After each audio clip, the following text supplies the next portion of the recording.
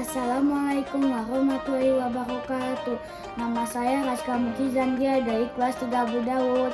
Sekarang saya akan bercerita mengenai kisah keteladanan Nabi Musa alaihi salam. Musa adalah putra dari Imron dan Yukabat. Mereka merupakan keturunan Bani Israel. Mereka dilahirkan di negeri Mesir yang saat itu dipimpin seorang raja yang kejam dan durhaka kepada Allah SWT. Raja itu dikenal dengan sebutan Fir'aun. Musa dilahirkan ketika Raja Fir'aun melarang Bani Israel memiliki anak laki-laki. Raja Fir'aun melakukan hal itu karena takut kehilangan kekuasaan di Mesir. Karena alasan inilah ibunda Musa selalu merahasiakan kabar kehamilan sehingga ketika Musa lahir tidak ada satupun yang mengetahuinya. Untuk melindungi Musa yang masih bayi, Allah SWT memerintahkan ibunda Musa supaya menghanyutkan Musa di sungai Nil. Berkat perlindungan Allah SWT, Musa yang masih bayi ditemukan seorang wanita yang baik dan keluarga Raja Fir'aun, yaitu istrinya Raja Fir'aun yang bernama Aisyah. Sebenarnya Raja Fir'aun sempat ingin membunuh bayi itu, namun Aisyah berhasil mencegahnya. Aisyah ingin sekali memelihara dan ingin mengangkat Musa menjadi anaknya. Musa pun akhirnya selamat dari kekejaman Raja Fir'aun. Ibu dan saudara perempuan Musa terus mencari tahu keberadaan Musa setelah hanyut di sungai Nil. Karena usahanya yang tak kenal lelah, mereka akhirnya mengetahui bahwa Musa berada dalam perawatan istri Raja Fir'aun. Namun ternyata selama di kerajaan Raja Fir'aun, Musa tidak mau makan dan minum susu dari siapapun.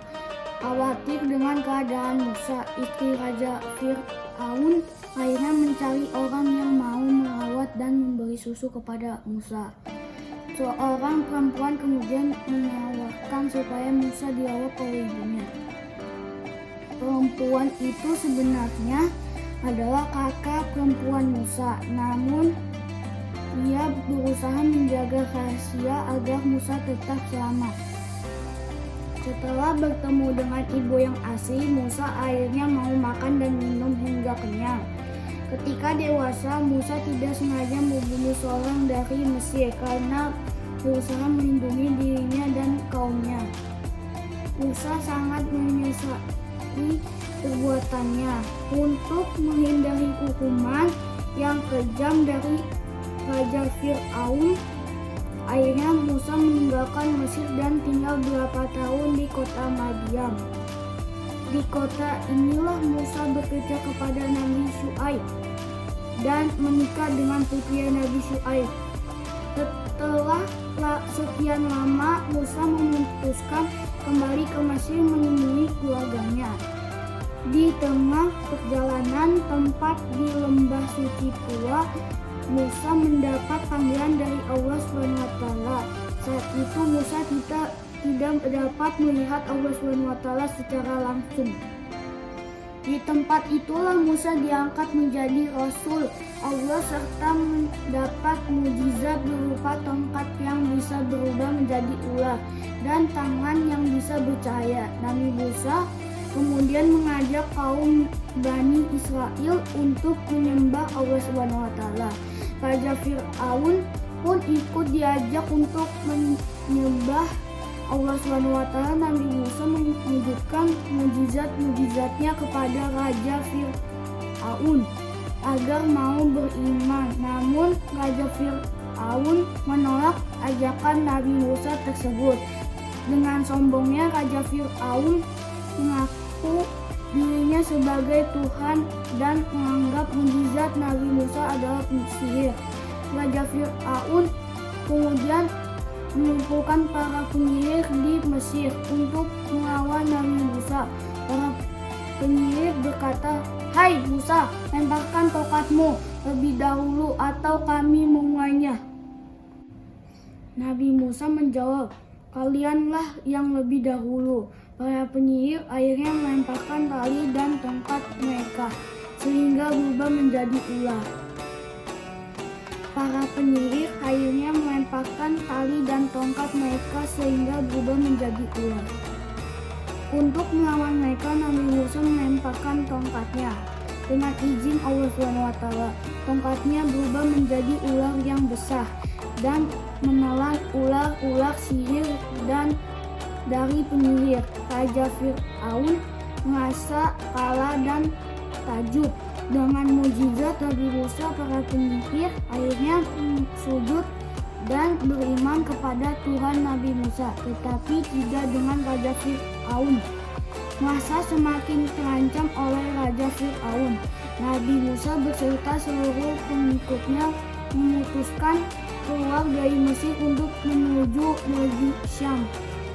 Mendengar Nabi Musa meninggalkan Mesir, Raja Fir'aun pun mengajar mereka. Nabi Musa dan para pengikut terus layar hingga sampai di Laut Merah. Kemudian Allah SWT memerintahkan Nabi Musa untuk memukul Laut Merah dengan tongkatnya. Dengan izin Allah, laut itu berbelah dan membentuk jalannya lebar.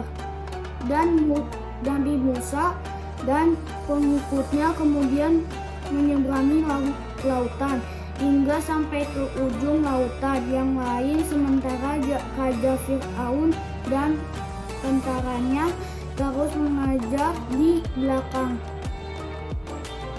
Ketika semua pengikut Nabi Musa telah sampai di seberang lautan, Raja Fir'aun beserta tentaranya baru sampai di tengah laut.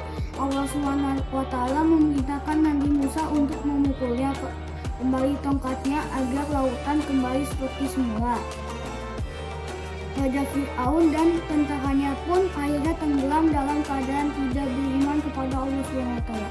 Dari kisah keteladanan di atas adalah keberanian dalam membela kebenaran,